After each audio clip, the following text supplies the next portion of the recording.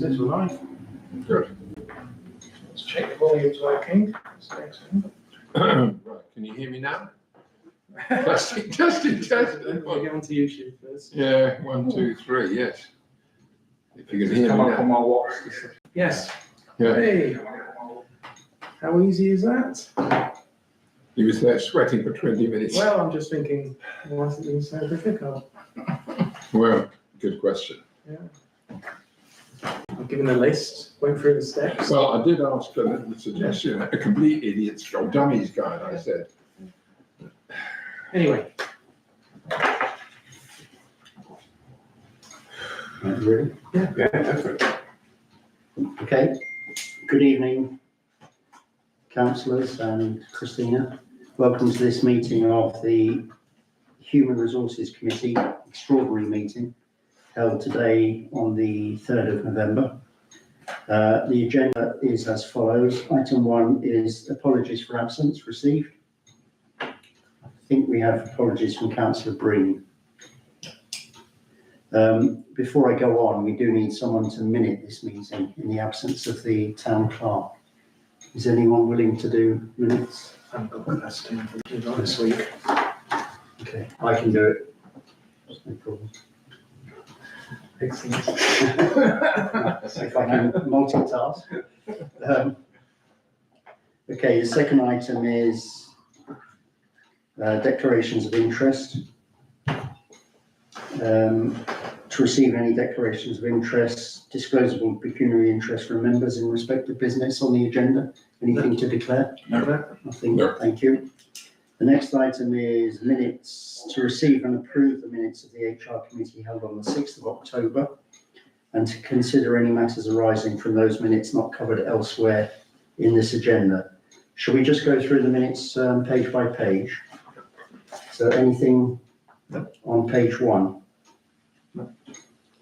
Anything on page 2? The RFO discussion is on this agenda. Yep. Yep. On that item, I did speak to the interim RFO, so that's been done. Yep. Yep. Also, the assistant town clerk recruitment is on this agenda, Yes. Yes. and I think that's it. Is there anything Yep. else anyone wishes to No. raise? So are you happy I'll propose them. to propose and, I'll second. okay, I'll support that. So I am going to now sign those minutes. Yep. If you're happy with that. Mhm.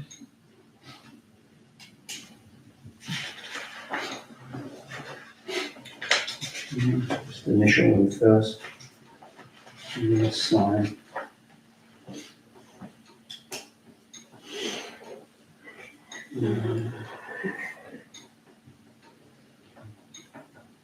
It is done. Okay, the next item is public participation. 20-minute session is set aside for members of the public to make representations at the meeting in respect to business on the agenda. Do we have anyone who wishes to speak? No? No. Okay, thank you. The next item is recruitment of, apologies. The next item is HR provider. Yes. I was looking at the minutes there. Yeah. Yes. I've done that before. It's easy to do. The next item is 11.25.5 is HR provider. Yeah. This is to receive a report from the town clerk about the renewal of the HR provider contract. Members are invited to receive the report, and this is attachment 5, and a decision is required. Has everyone got sight of this Yes. report? So does anyone wish to raise any issues on this?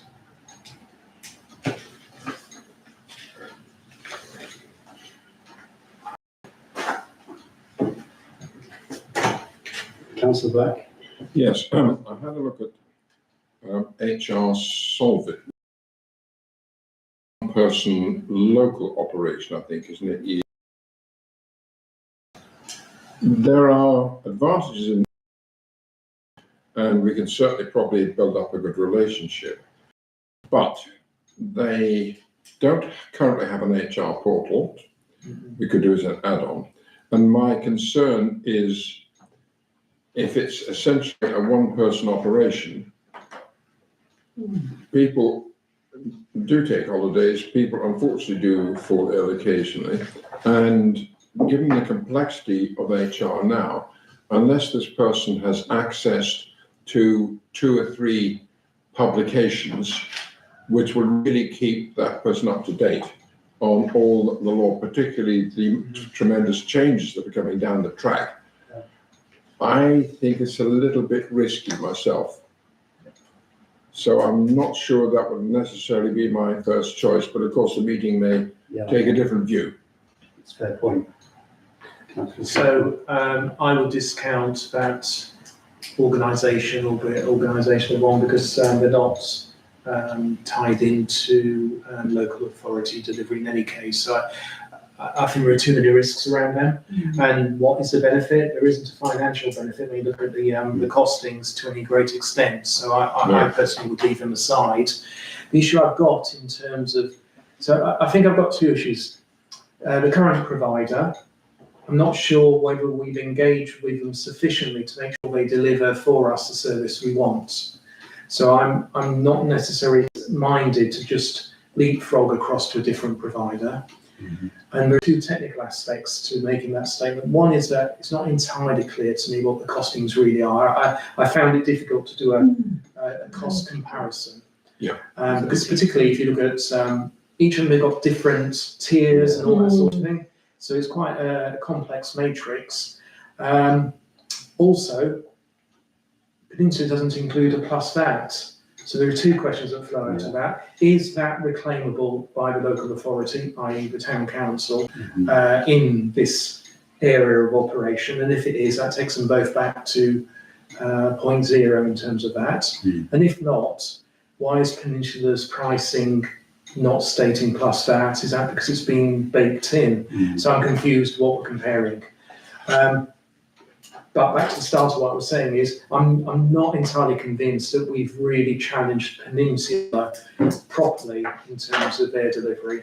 And that for me might be the starting point, because WorkNest, the costs are much higher. And I don't see how or why as a parish council, we'd suddenly say, well, actually we might get better if we pay another 20, 30% on top. So that's right.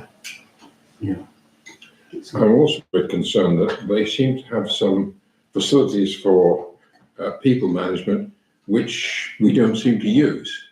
Now, there could be many reasons of just sheer pressure of work, or it doesn't work very well, and we might be somewhere between the 2. I really would like some explanation as to what this standard is for. The mere fact we didn't use it in the past is not a statement on how well it works or otherwise. And I think, like Councillor Turka, I'm not convinced we've got the full response here, which is a bit unfortunate. Bearing in mind we have existing issues with other software, to think about changing horses when you've already got an issue with others, to me strikes as being a little bit high risk. However, they are a much bigger organisation. They will certainly have access to much better quantity of information. It's just they're not very sector specific. Having said that, if they're that large, they will have 1 or 2 people who do know local authorities, even though they may not be a designated expert. But the thing that concerns me is you don't seem to get continuity. If I read this report correctly, you phone up and it's Jane one day, and it's Elizabeth the second day, and Marilyn the third day, which is not too good. But yes, you can track it through with the software. I struggle to understand the costings on this. From what I can see, I mean, clearly there have been concerns about Peninsula in the past, but as Councillor Shuker said, I'm not clear if those have been raised in a robust way with them. But it says in the report that the previous town clerk has given notice. So whether that means we're committed to finding another, or we can renew the contract are not quite clear. But in terms of the costings, the figures I arrived at is that Peninsula, we're currently paying about 2,691. Mhm. So that's the fee plus the insurance. Yep. Including VAT. Where are we? Well, Where did you get that figure from? that's from the very first paragraph, 1,473 plus VAT, plus £77 a month subscription. I'm I mean, I'm not very enamoured of the financial aspects of this report. It should be a lot clearer, I think, so we can compare like with like. So the insurance is £77 a year, not a month. Paid via a monthly subscription. Yes, but it's £77 a year. Okay, in that case, Peninsula are About £700 cheaper. 1,840 roughly, Just plus VAT, 1,473 plus VAT plus 77. You can't assume there's VAT because it doesn't say plus VAT. So that's It says plus VAT here in the very first paragraph of the report. All right, okay, so that's this way. We're in a bit of a mess, aren't we? 1473 plus VAT. Plus VAT. So that's interesting because that doesn't tie in with what we've been Well, quoted. yeah, precisely. Yeah. And then we've got WorkNest. It's either 1,975 for 60 months or 2,275 for a 36-month contract. And HR would be, Solvit would be 300, for the standard package would be 3,312 a year. So, but then it's not clear with those other two whether insurance would be added on top of that. So it's a bit of a muddle, I think. Just a quick question. I don't know how relevant it is whether you have sector-specific services. So is it relevant or not really? No, because it's more about legislation and understanding the overall. Councillor Marie, and then Yeah, just my query will be, obviously it says in the report, it's the former town clerk wasn't happy with the service, etc. Yeah. Well, has the new town clerk been in contact with these guys? Because what I'm thinking of is because obviously we have a new town clerk. Yeah. She's obviously going to try and spread her wings a bit and put her touch to things. Maybe it'd be idea to speak to her as well, see what her outcome is with them. her comments are in the report on page 2. The other thing is obviously work as a Peninsula that we use, they don't have, it says they use a large, no sector specific, but WorkNest purely for, they deal with Calc and SLCC, so. Okay. Councillor Black? If you don't have, it's not absolutely essential to have a knowledge of local authorities, but it's very useful. It's not that the law is different, it's just the existing contractual situation about notice, redundancy, issues like that will be quite different from people. And in fact, most of them are in a different pension scheme, the LGPS, whereas other organisations will have a variety of notice requirements, training requirements, time off for development, etc. It's useful, but it's not absolutely essential. But it certainly helps to get a quicker answer, because otherwise you will have some mix-ups. So if you take the table that's towards the end of the document, if you take Peninsula, and if you take the lowest cost, £131 a month, multiply that by 12, it's 1,572. Yeah. So it's not the 1,800 or so. Even if you add that on top of that, it won't marry up with what we quoted at the This is for Peninsula. for Peninsula. Yeah. Yes, when you add the 36-month cost plus the insurance, I made that total of 1,649, and that must be before VAT. So 1,572 or 2,112 for a 12-month. Yes, but then I added the insurance for tribunals, etc., which is something of that price. I would go for that. Yeah. Can we just go through that again. So if it was 113 1 month, Mhm. which is the lowest cost, if it's a long term, For 36 months. Yeah. but per annum it's 1572. Yes. Correct. Okay. If you then add on 20% VAT, that's 1886 plus £71. That's 1957. So that, it just doesn't marry up with what it says we're paying now. So Yeah. we can't make a decision. We can't make a recommendation. I suppose if it's going to go to F&GP, what we could do is discount the third one that we've done already, but ask a number of questions around the two, Yeah. so we've got a clear price comparison. Yeah. And we reserve judgment, and that it's,